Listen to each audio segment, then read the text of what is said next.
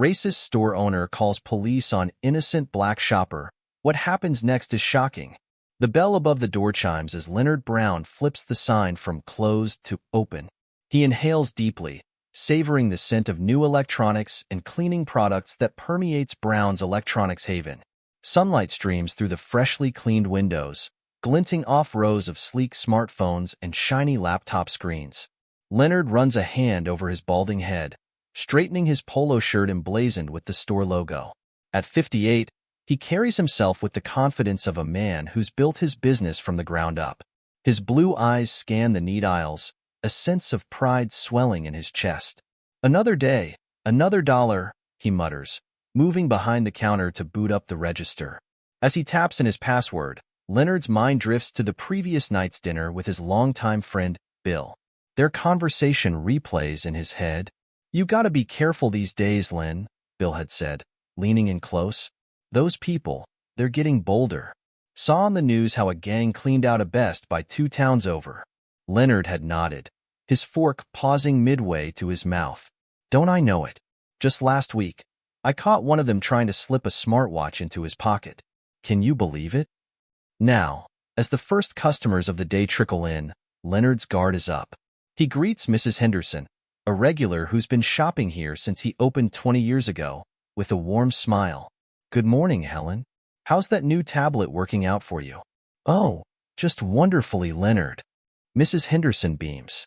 "You were right about how easy it is to video call the grandkids." Leonard chuckles, basking in the glow of a satisfied customer. This is what he lives for, helping good, honest folks find the perfect gadget to enrich their lives. The morning progresses smoothly. Leonard assists a young couple choosing their first smart TV, patiently explaining the differences between OLED and QLED. He rings up a businessman purchasing a new laptop bag, engaging in friendly small talk about the local high school's football team. It's just after 11 a.m. when the bell chimes again. Leonard looks up, his welcoming smile faltering slightly as a young black man enters the store. The newcomer is tall and well-built, dressed in dark jeans and a fitted gray t-shirt. His curly black hair is cut close to his scalp, and his dark brown eyes hold an intensity that makes Leonard uneasy. Leonard's hand tightens on the edge of the counter. He watches as the man, mid to late 20s, Leonard guesses, begins to browse the aisles. The stranger's gait is confident, his movements purposeful as he examines various gadgets. "Can I help you find anything?" Leonard calls out, his tone clipped. The young man looks up, flashing a disarming smile. "Just browsing for now, thanks. You've got quite the selection here." Leonard nods curtly, his eyes never leaving the stranger as he moves towards the high-end smartphone display. A knot forms in Leonard's stomach. He's seen this before. Young thugs casing the place, pretending to be customers before making off with armfuls of merchandise. "Let me know if you need any assistance," Leonard says, forcing a smile that doesn't reach his eyes. As the minutes tick by, Leonard finds himself gravitating closer to the young man. He pretends to straighten already pristine displays, all the while keeping the stranger in his peripheral vision. The man picks up an iPhone, turning it over in his hands with obvious interest. Leonard's pulse quickens. He remembers the smartwatch incident from the previous week, how that other young man had tried to slip it into his pocket when he thought Leonard wasn't looking. "That's our latest model," Leonard says, sidling up to the stranger. "Just got them in last week." The young man nods, meeting Leonard's gaze. "It's impressive. The camera quality on these keeps getting better and better." Leonard grunts in agreement, caught off guard by the man's knowledgeable comment. Still, he can't shake the feeling that something's off. The way the stranger's eyes dart around the store, taking in every detail, it has to be more than casual interest. "We've got some great cases for those too," Leonard adds, gesturing to a nearby display. "Might want to consider one if you're planning on buying it." The young man raises an eyebrow at Leonard's slip, but his expression remains neutral. "I'll keep that in mind, thanks." As the stranger moves on to examine a row of tablets, Leonard retreats behind the counter. He busies himself with paperwork, but his attention never wavers from the young man browsing his store. A middle-aged woman approaches the counter, a wireless speaker in hand. Leonard rings up her purchase, exchanging pleasantries about the unseasonably warm weather. All the while, He keeps one eye on the stranger, who's now examining a high-end gaming laptop. The woman leaves, the bell chiming her departure. Leonard's fingers drum against the countertop, a war raging within him. Part of him wants to give the young man the benefit of the doubt. After all, he hasn't actually done anything wrong. But a louder voice, one that sounds suspiciously like his father's, whispers warnings of danger and deceit. Leonard's mind drifts to his childhood, to hushed conversations overheard at family barbecues. His uncle's gruff voice, "You can't trust them, Lenny. They'll smile to your face and rob you blind the second you turn your back." He shakes his head, trying to dispel the memory. Times have changed, he reminds himself. But as he watches the young man pick up another expensive gadget, doubt gnaws at him. The stranger approaches the counter, a sleek smartwatch in hand. "Excuse me, do you have this in black?" Leonard's throat tightens. "I'll have to check the back," he manages. As he turns to head to the storeroom, a flash of movement catches his eye. Did the young man's hand just slip into his pocket? Heart pounding, Leonard pauses at the storeroom door. He looks back, studying the stranger's relaxed posture, the innocent expression on his face. Doubt wars with suspicion in Leonard's mind. In that moment, Leonard makes a decision that will change everything. He reaches for the phone, fingers trembling slightly as he dials. Riverbend Police Department, a crisp voice answers. "How may I assist you?" Leonard takes a deep breath, his eyes never leaving the young man browsing his store. "Yes, this is Leonard Brown from Brown's Electronics Haven. I'd like to report a shoplifter." Leonard's palm grows clammy against the phone as he whispers into the receiver. "I've got a suspicious character in my store. I'm pretty sure he's about to steal something." The dispatcher's voice crackles through the line. "Can you describe the individual, sir?" Leonard's eyes dart to the young black man still examining the smartwatch display. He's a black male, mid to late 20s, about 6 foot. Gray t-shirt, dark jeans. He's been hanging around the expensive items for a while now. "Has he actually taken anything, Mr. Brown?" Leonard hesitates. "Well, no, not yet. But I saw him slip something into his pocket earlier. I'm sure he's up to no good." "All right, sir. We'll send a unit your way to check it out. In the meantime, don't engage with the individual. Just keep an eye on him and call us back if you see him actually steal anything." "Thank you," Leonard mumbles, hanging up the phone. His heart races as he steps back onto the sales floor, forcing what he hopes is a neutral expression. The young man looks up, flashing that disarming smile again. "Any luck with the black version?" Leonard blinks, momentarily confused before remembering the smartwatch. "Oh, sorry. Looks like we're out of stock on those. I can order one for you if you'd like." "That's all right," the man replies. "I'll think about it and maybe come back later." Leonard nods stiffly, watching as the stranger moves on to examine a row of high-end cameras. Every movement, every glance sends Leonard's suspicion into overdrive. He's certain now that he saw something disappear into the man's pocket earlier. But what? And how can he prove it? The minutes crawl by like hours. Leonard finds himself straightening the same display for the third time, his eyes never leaving the young man for more than a few seconds. He jumps at every chime of the bell, expecting to see police officers. But it's just the usual flow of customers, Mrs. Grayson picking up a new power cord, teenagers browsing the latest gaming accessories. Leonard helps them mechanically, one ear always tuned to the movements of the suspicious stranger. He nearly drops Mrs. Grayson's change when he sees the young man pick up a top-of-the-line smartphone, turning it over in his hands with obvious interest. "Careful with that," Leonard can't help but call out, his voice sharper than intended. "It's not a toy." The man looks up, surprise flickering across his features. "Of course," he says smoothly. "I was just admiring the build quality. You don't often see this level of craftsmanship anymore." Leonard grunts noncommittally, unnerved by the stranger's knowledge. It doesn't fit with the image in his head, the one of a common thug looking to make a quick score. He pushes the doubt aside. It's probably just a trick, he tells himself, a way to lower his guard. As if on cue, the bell above the door chimes. Leonard's head snaps up, relief flooding through him as he spots two police officers entering the store. Officer Jenkins, a stocky man with a bushy mustache, nods in Leonard's direction. His partner, a younger woman Leonard doesn't recognize, scans the store with sharp eyes. Leonard hurries over, lowering his voice. Thanks for coming. He's over by the smartphone's gray shirt, jeans. I'm telling you, he's been casing the place for at least half an hour. Officer Jenkins furrows his brow. Has he actually taken anything, Mr. Brown? Leonard hesitates. Well, I'm not entirely sure, but I saw him pocket something earlier. And he's been hanging around all the expensive stuff, asking way too many questions. I know trouble when I see it. The female officer, her name tag reads Ramirez, exchanges a glance with her partner. All right, Mr. Brown, we'll talk to him, but you should know that browsing isn't a crime.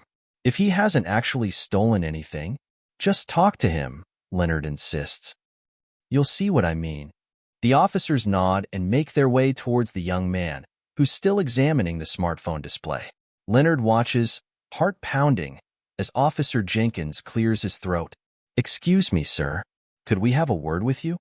The young man looks up, surprise evident on his face. Of course, officers. Is something wrong?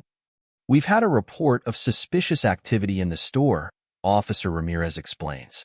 Would you mind stepping over here with us for a moment? Leonard watches, a mix of vindication and anxiety churning in his gut, as the officers lead the young man to a quieter corner of the store. He strains to hear their conversation, but can only catch snippets. Just browsing, I swear. Empty your pockets, please. Some kind of mistake. The minutes stretch on, feeling like hours to Leonard. He helps a customer absently, his attention fixed on the ongoing conversation across the store. Why is it taking so long? Surely they've caught him red-handed by now? Finally, Officer Jenkins approaches the counter, his expression unreadable. Mr. Brown, could we speak with you privately for a moment? Leonard nods, leading the officer to his small office in the back of the store. His palms are sweaty, doubt beginning to creep in around the edges of his certainty.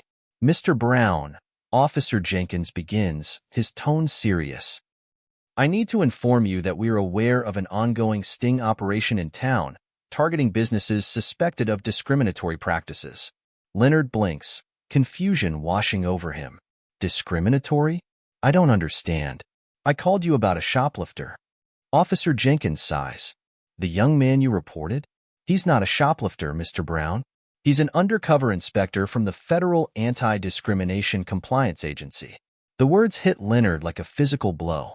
He stumbles back, groping for the edge of his desk. What? That's impossible.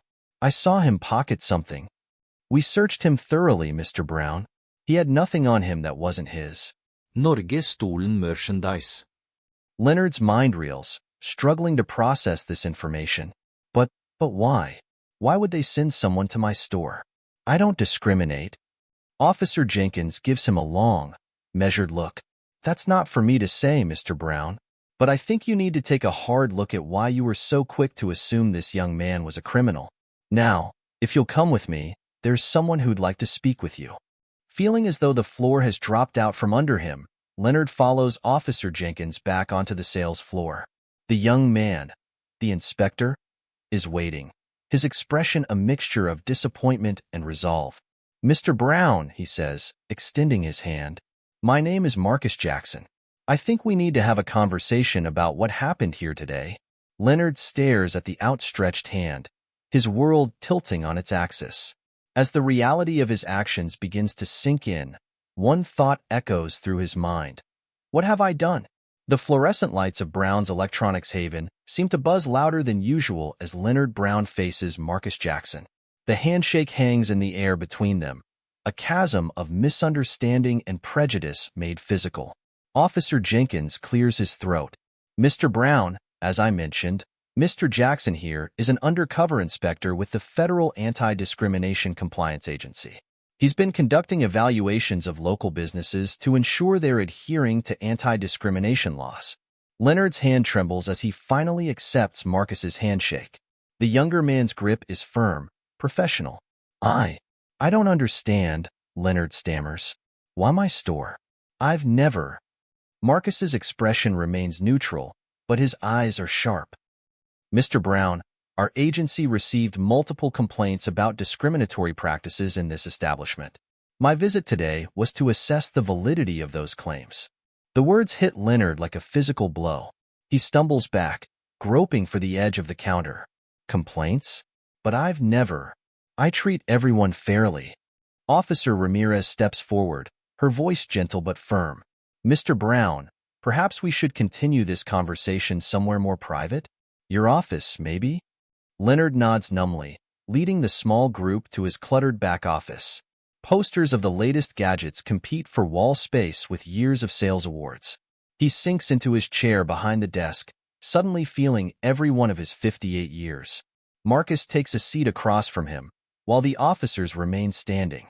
The silence stretches, heavy with unspoken accusations. Mr. Brown, Marcus begins, his tone neutral. I'd like to walk you through my experience in your store today, if that's all right. Leonard nods, unable to find his voice. From the moment I entered, I was aware of your heightened attention. While that could be attributed to good customer service, your body language and tone suggested suspicion rather than welcome. You followed me around the store, watching my every move. When I asked questions about products, your responses were curt and dismissive. Marcus leans forward, his gaze intense. But the most damning action, Mr. Brown, was your decision to call the police based solely on my presence in your store. I had done nothing to warrant such a response. I was simply a customer, browsing your merchandise. Leonard's mind races, searching for justification. But I thought I saw you pocket something. Marcus shakes his head. I assure you, Mr. Brown, I took nothing. The officers have already searched me thoroughly. What you saw was a projection of your own biases and fears. The words land like a punch to Leonard's gut. He opens his mouth to protest, but no sound comes out. Officer Jenkins steps forward. Mr. Brown, I've known you for years. You're a fixture in this community. But I have to ask, would you have reacted the same way if Mr. Jackson had been white? The question hangs in the air, heavy with implication. Leonard's mind flashes to earlier that morning, the easy banter with Mrs. Henderson, the patient explanations to the young couple buying a TV.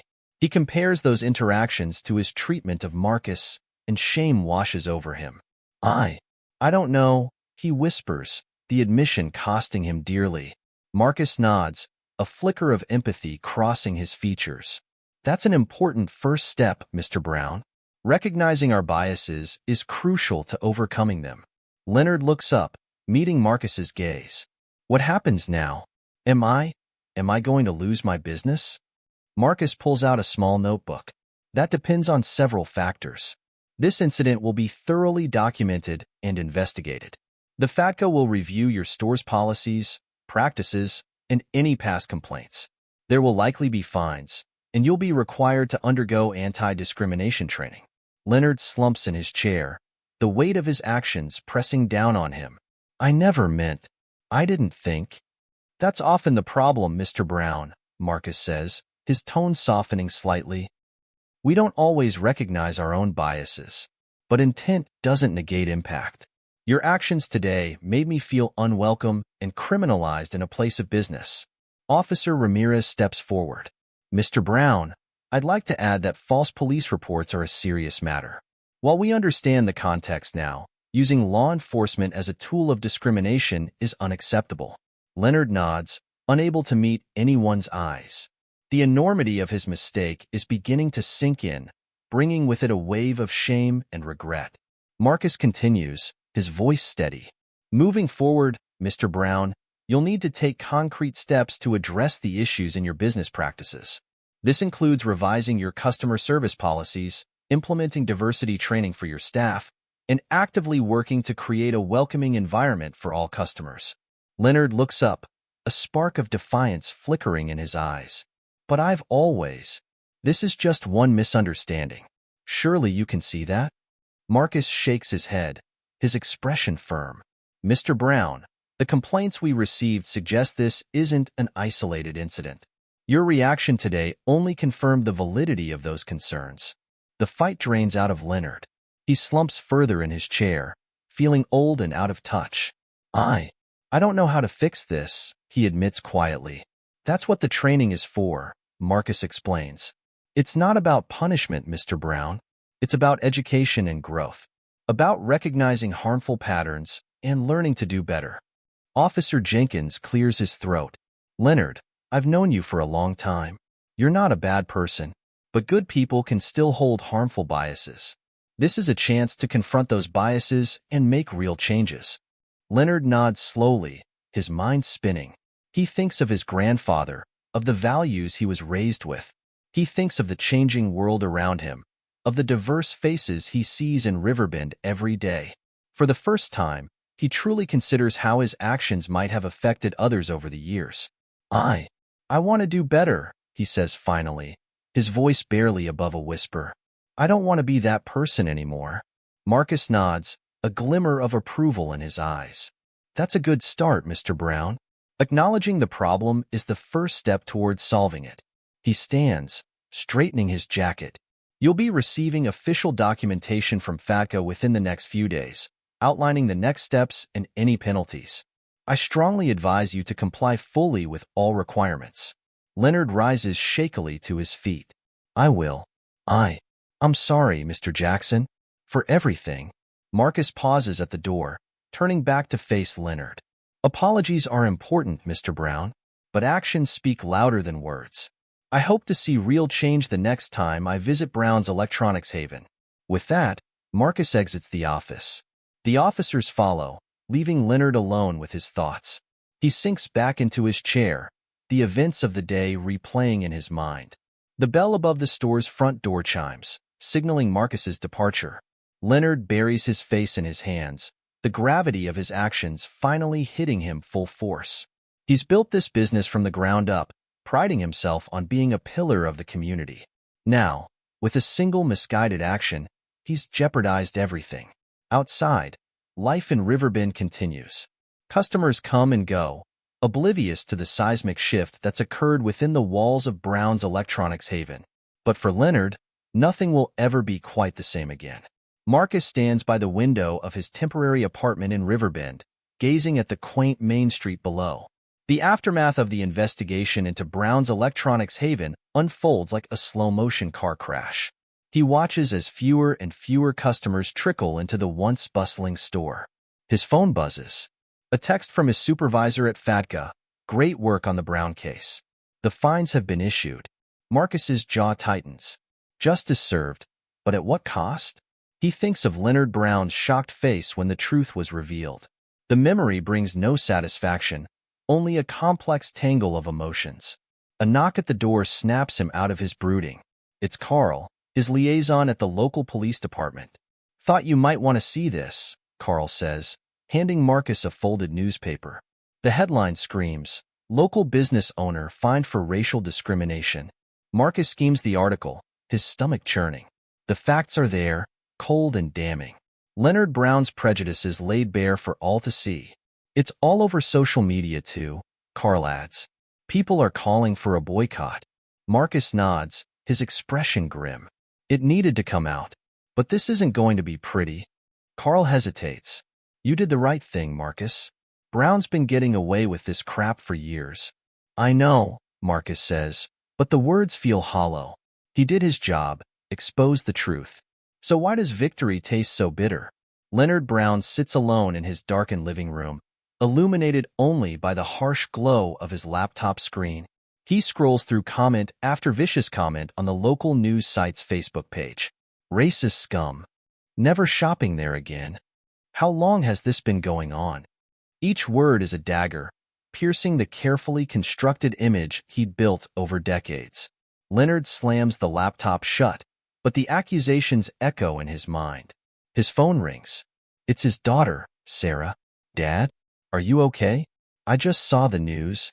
Leonard's throat constricts. I'm fine, sweetheart. It's not as bad as it looks. The lie tastes sour on his tongue. Sarah's silence speaks volumes. Dad, she says finally, her voice strained. Tell me you didn't really do those things. Leonard closes his eyes, shame washing over him. I don't know what to say, Sarah. Oh, Dad. The disappointment in her voice cuts deeper than any angry comment online. After he hangs up, Leonard pours himself a drink with trembling hands. The amber liquid does nothing to numb the pain of his crumbling world. The next morning, Leonard forces himself to open the store. The silence is deafening. No cheerful greetings from regular customers, no excited chatter about the latest gadgets. Just oppressive, accusatory silence. His lone employee for the day, Jenny, gives him a nervous glance. "Mr. Brown?" The sensitivity training instructor is here. Leonard nods, his stomach clenching. He follows Jenny to the back room where a middle-aged black woman waits, her expression neutral but her eyes sharp and assessing. "Mr. Brown," she says, extending her hand. "I'm Dr. Amelia Foster. I'll be conducting your mandated training sessions." Leonard shakes her hand, fighting the urge to look away. Let's just get this over with." Dr. Foster's eyebrow raises slightly. "Mr. Brown, this isn't a punishment to be endured. It's an opportunity for growth and understanding." Leonard scoffs. "What's to understand? I've been branded a racist. My business is ruined. What more do you people want?" The words hang in the air, heavy and loaded. Dr. Foster doesn't flinch. "And there," she says calmly, "is exactly where we need to start." Hours later, Leonard's head spins. Dr. Foster has led him through exercises, shown him statistics, shared personal stories. It's overwhelming, challenging everything he thought he knew. "This is just the beginning, Mr. Brown," Dr. Foster says as she packs up. "Real change takes time and effort. Are you willing to put in the work?" Leonard hesitates. Part of him wants to rage against the unfairness of it all. But a small voice, one he's ignored for too long, whispers that maybe, just maybe, he's been wrong. I'll try," he says finally. Dr. Foster nods. That's all anyone can ask. "See you next week." As she leaves, Leonard notices Jenny hovering nearby. "Jenny, did you need something?" The young woman fidgets. "Mr. Brown, I was wondering if we could talk about making the store more welcoming for everyone." Leonard blinks, surprised. "You have ideas?" Jenny nods eagerly. "A few, if you're open to hearing them." For the first time in days, Leonard feels a flicker of hope. "I'm listening." Weeks pass. Leonard throws himself into the changes, desperate to save his business and salvage his reputation.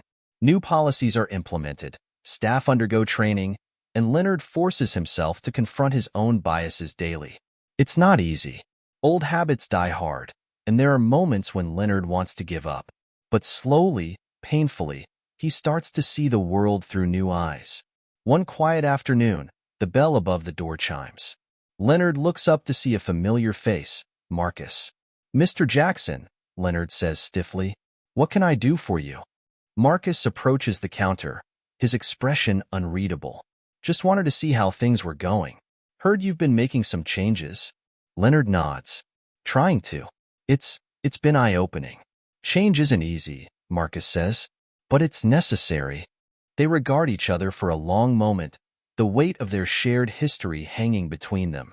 "I was wrong," Leonard says finally, the words feeling foreign on his tongue. "About a lot of things. I'm trying to do better." Marcus nods slowly.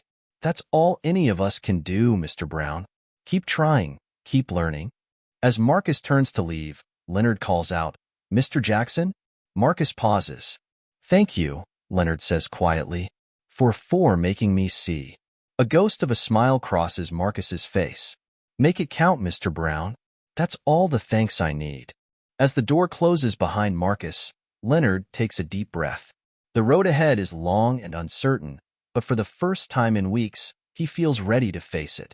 Outside, Marcus walks down the street, his steps lighter than they've been since this whole ordeal began. He can't undo the past, can't erase the hurt Leonard's actions caused. But maybe, just maybe, some good can come from all of this.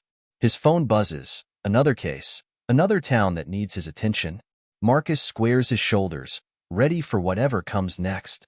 The work is never done, but each small victory, each mind opened, is a step toward the world he dreams of building. As he drives out of Riverbend, Marcus glances in his rearview mirror. Brown's Electronics Haven stands as a reminder of the challenges faced and the changes still to come. It's not a perfect ending, but it's a start. And sometimes that's enough.